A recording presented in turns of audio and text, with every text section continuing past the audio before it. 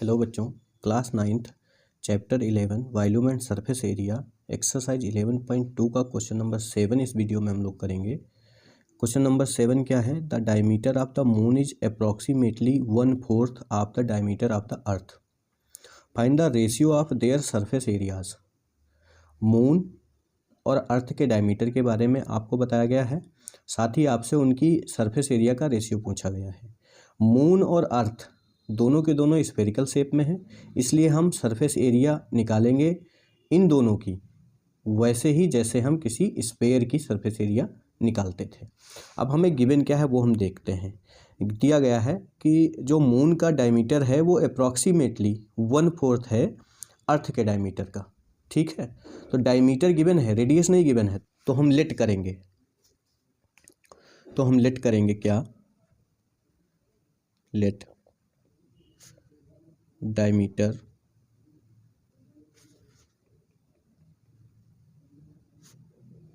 Of the earth. क्यों earth ही क्यों late किया पहले? क्योंकि जो मून का डायमीटर है वो 1/4 है अर्थ के डायमीटर का। तो सपोज कर लीजिए कि अर्थ का जो डायमीटर है वो x है, तो मून का डायमीटर कितना होगा? 1/4 इंटू एक्स का 1/4 हिस्सा। ठीक है ना? तो इसकी रेडियस निकालोगे तो x/2 हो जाएगी, तो 1/4 x/2 का 1/4 हो जाएगा 18x। ठीक है, डायमीटर ऑफ द अर्थ, इसलिए हम क्या मानेंगे? हम डायमीटर अर्थ का मानेंगे कि 2r है। कितना है? 2r है, जिससे कि हम रेडियस निकालें तो ये r आ जाए। डायमीटर ऑफ द अर्थ हमने सपोज कर लिया कि 2r है, तो रेडियस ऑफ अर्थ क्या होगी? Radius of the earth means RE। R belongs to radius, E belongs to earth. RE is equal to 2r/2 means ये आ गई R। तो जो अर्थ का रेडियस था वो पता चल गया R है। अब हम मून का डायमीटर लिखेंगे, तो डायमीटर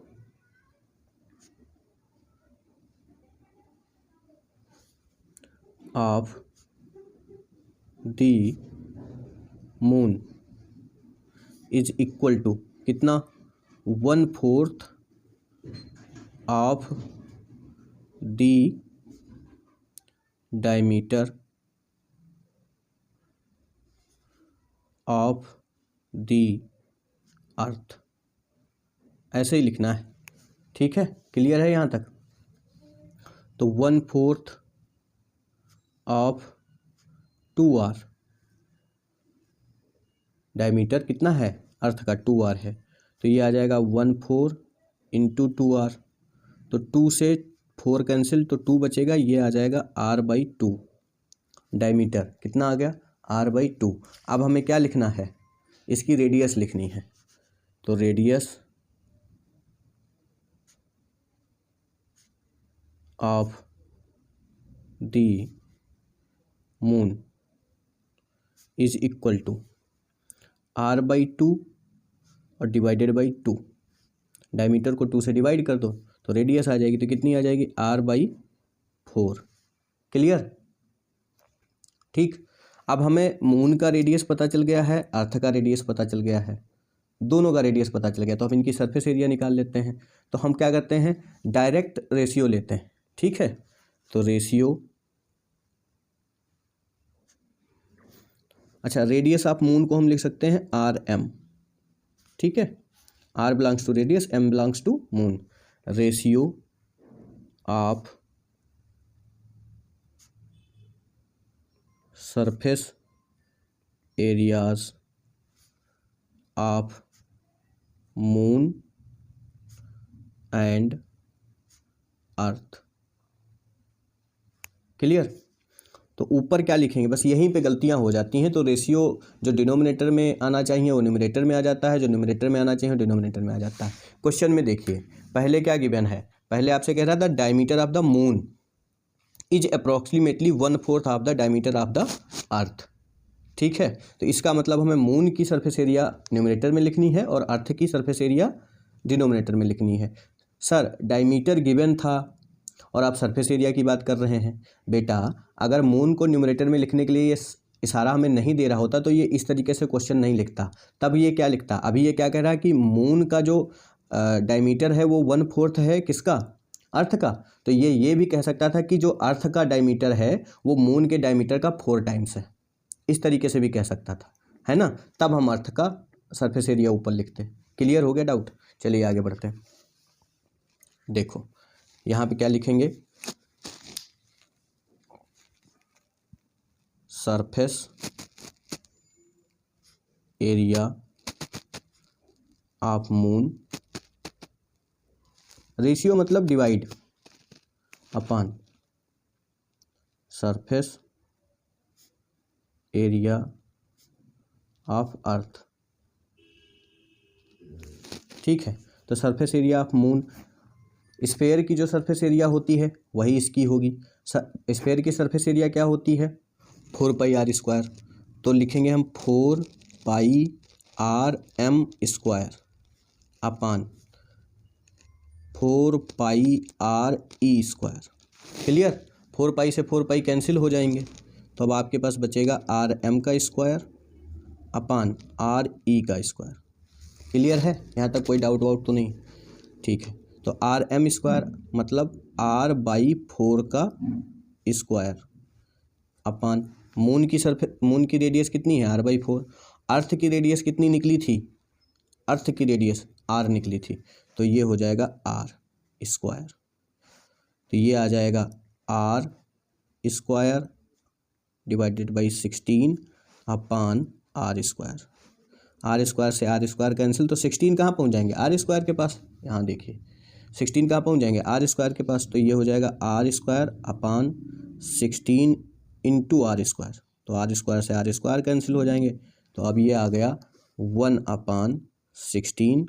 तो उन दोनों की जो सरफेस एरिया था उसका रेशियो निकला 1/16। ये हो गया आपका फाइनल आंसर। ठीक है, ratio of surface areas of moon and earth. Clear, कितना, 1/16। देख लो एक बार फिर से। डायमीटर मून का कह रहा था कि अर्थ के डायमीटर का 1/4 है, तो हमने अर्थ का डायमीटर 2r लिया। अर्थ का डायमीटर कितना लिया, 2r। रेडियस इसकी निकाली तो 2r/2 आ गया r। अब हमने डायमीटर ऑफ मून का लिया, वो क्या था, 1/4 of the diameter of the अर्थ, तो 1/4 ऑफ 2r, तो ये आ गया r/2। रेडियस ऑफ मून निकाल ली, तो r/2 डिवाइडेड बाई 2, तो ये r/4 हो गया।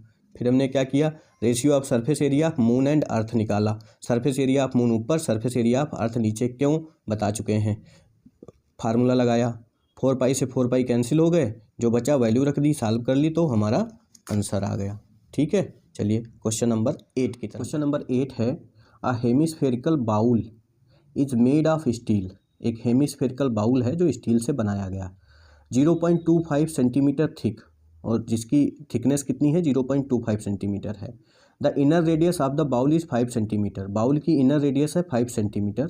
Find the outer curve surface area of the bowl. तो हमें आउटर कर्व सरफेस एरिया निकालनी है बाउल की। अगर हमें बाउल की आउटर कर्व सरफेस एरिया निकालनी है तो हमें आउटर रेडियस भी पता हो। ठीक है, और अगर ये क्वेश्चन इनर आउटर कर रहा है मतलब कुछ ना कुछ लॉजिक ज़रूर है। तो देखो क्या लॉजिक है, जैसे ये बाउल है, अब ये स्टील से बनाया गया, तो इसकी थिकनेस कितनी बोल रहा था, थिकनेस बोल रहा था 0.25, मतलब ये वाली चीज़ जो है ये है 0.25 सेंटीमीटर। अब ये इस तरीके से बाउल बना,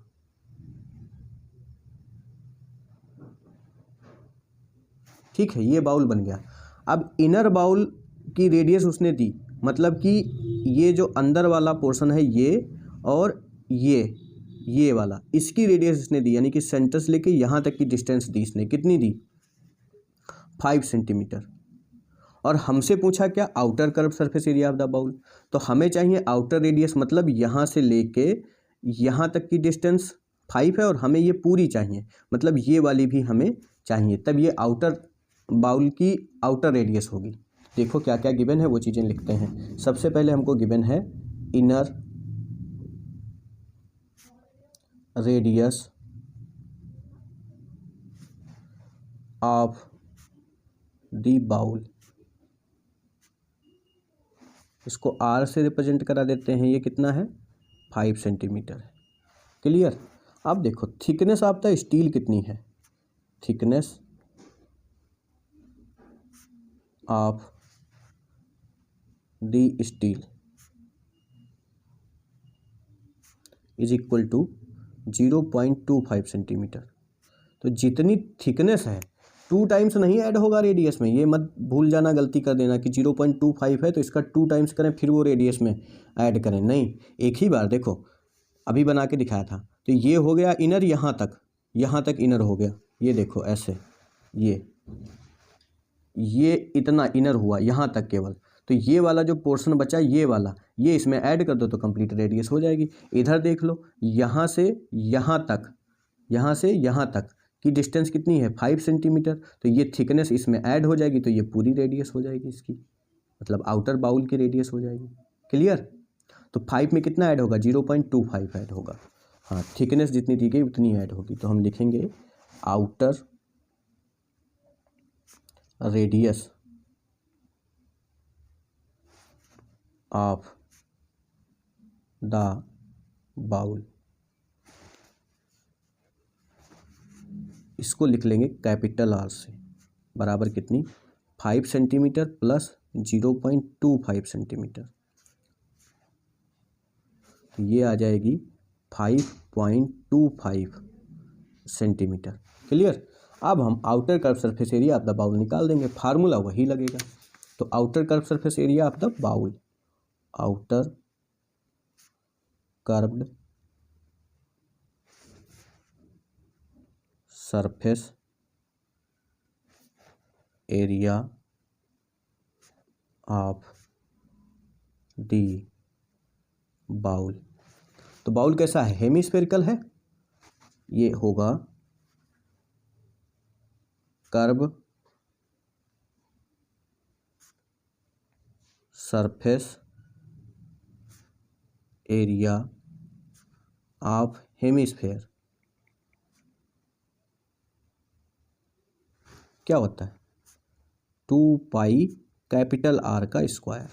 2 पाई आर स्क्वायर होता है, यहाँ रेडियस कैपिटल आर है तो हो गया, वैल्यू रख दो 2 इंटू 22/7 इंटू आर स्क्वायर 5.25 का होल स्क्वायर और सेंटीमीटर स्क्वायर।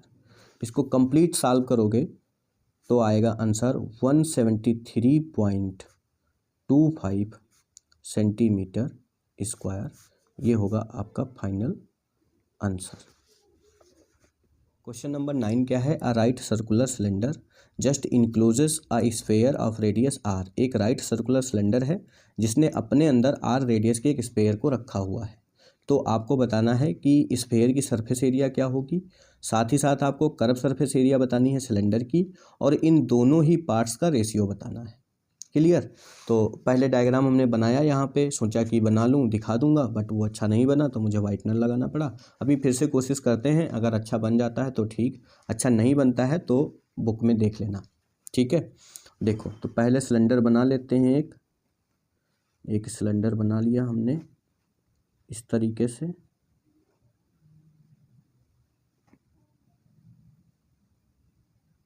अब इसने अपने अंदर एक स्फेयर रखा हुआ है, थोड़ा सा ऐसा वैसा हो गया है, समझ लो तुम इस तरीके से, ये मतलब ये स्फेयर है। क्लियर। हाँ, तो और इसकी रेडियस कितनी है, इसकी रेडियस है आर। तो अगर इसकी रेडियस आर है तो जो सिलेंडर है उसकी रेडियस भी आर होगी। क्लियर दिख रहा है। अच्छा, रेडियस तो सेम होगी दोनों की, बट सिलेंडर की हाइट अलग होगी। क्या होगी, देखो यहाँ पर सिलेंडर का सेंटर, यहाँ सिलेंडर का सेंटर, तो इन दोनों को मिलाया तब हाइट बनी। तो ये हाइट कितनी हो रही है, देखो यहाँ से यहाँ तक की डिस्टेंस बिल्कुल उतनी ही है जितनी कि सर्कल का रेडियस है। और फिर इधर भी देखो तो ये सर्कल का रेडियस दिख रहा है, तो सर्कल का रेडियस ये और सर्कल का रेडियस ये, तो ये दोनों रेडियस मिलके हो गए 2r, और ये 2r ही क्या है, हाइट है किसकी, सिलेंडर की। ठीक, तो सिलेंडर की हाइट पता चल गई और सिलेंडर का रेडियस पता चल गया, स्फेयर का रेडियस पता चल गया। तो अब हम क्वेश्चन सॉल्व करते हैं। चलिए भैया, देखो गिवन है हमको यहाँ पे, क्या गिवन है, here radius of the sphere is equal to radius of the cylinder. ये लाइन इधर ही लिखोगे, मेरे पास स्पेस नहीं था इसलिए इधर लिखी, बराबर कितनी, r, और height of the cylinder is equal to r plus r, यानी कि 2r। क्लियर। अब हमें क्वेश्चन सॉल्व करना है। फर्स्ट पार्ट देखो, surface area of the sphere, surface area of the sphere, formula क्या, 4 पाई r स्क्वायर। तो r की जगह पे r रखेंगे, पाई की जगह पे पाई, 4 की जगह पे 4, तो ये 4 पाई r स्क्वायर ही आएगा। क्लियर है। तो यही होगी surface area of the sphere, क्योंकि उसकी रेडियस r है। तो दूसरा वाला पार्ट देखो, कह रहा है curved surface area, curved surface area of the cylinder. तो सिलेंडर की कर्व सरफेस एरिया का फार्मूला होता है 2 पाई आर एच, वैल्यू रख दो, 2 into pi into R, radius तो वही है, एच कितना है, 2r है। तो ये ओवरऑल कंप्लीट कितना हो जाएगा, 2 2 जा 4 पाई और आर आर मिलके r स्क्वायर। क्लियर। अब हम रेशियो निकाल देंगे। थर्ड पार्ट क्या कह रहा है, रेशियो ऑफ द एरियाज बराबर क्या, 4 पाई आर स्क्वायर स्फेयर की एरिया अपान सिलेंडर की एरिया। स्फेयर की एरिया सपोज करो कुछ और आती, सिलेंडर की एरिया कुछ और आती, तो डिनोमिनेटर न्यूमरेटर में क्या रहता, जो फर्स्ट क्वेश्चन है वो न्यूमरेटर रहता और जो सेकंड की बात कर रहा है वो डिनोमिनेटर रहता। ठीक, इस चीज़ का विशेष ध्यान रखिए। तो ये दोनों ही आपस में कैंसिल हो गए, तो 1/1, यानी कि इसका रेशियो आ गया 1:1। ये एक्सरसाइज हो गई कंप्लीट। ठीक है, मिलते हैं नेक्स्ट वीडियो में। Thanks for watching.